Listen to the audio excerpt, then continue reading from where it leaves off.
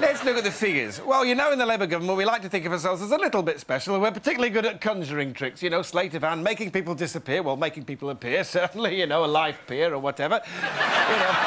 You know the routine. Lend us £1 million. A few months later, you're in the House of Lords. We've never met before, have we?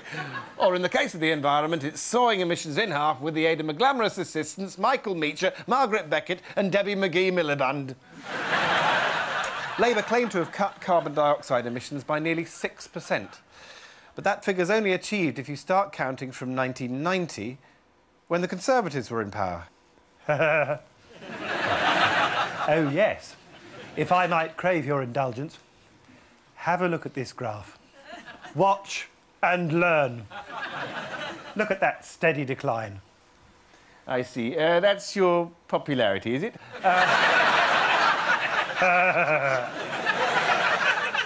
No. That's actually carbon dioxide emissions going down from 161 million tonnes to around 150 while I was in charge. A reduction of around 7%. Beat that, Miliband. Then there's a brief spike, coinciding with the election in 1997, all the hot air of manifesto promises, I'd imagine.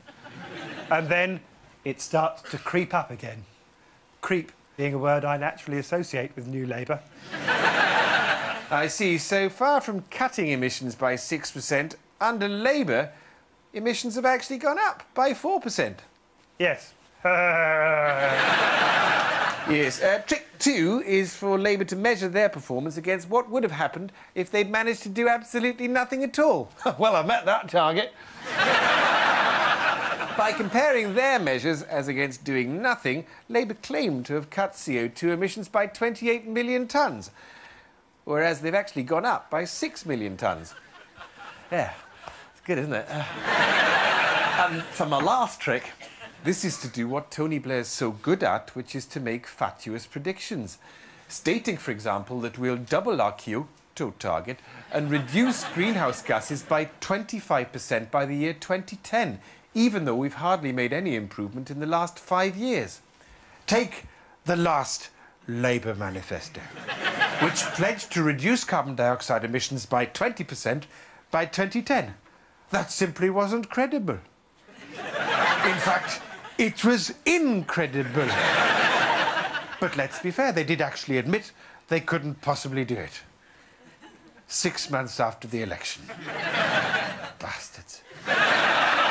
And this doesn't take account of the greatest balancing act of all, which is how to balance an energy policy which seeks to reduce emissions with a transport policy which predicts a huge growth in air travel. So much will aviation and shipping produce by 2050 that in order to meet our targets to cut emissions, the rest of us won't even be able to use the kettle. Oi! Pauline! Switch off them curlers! Don't you know there's a war on?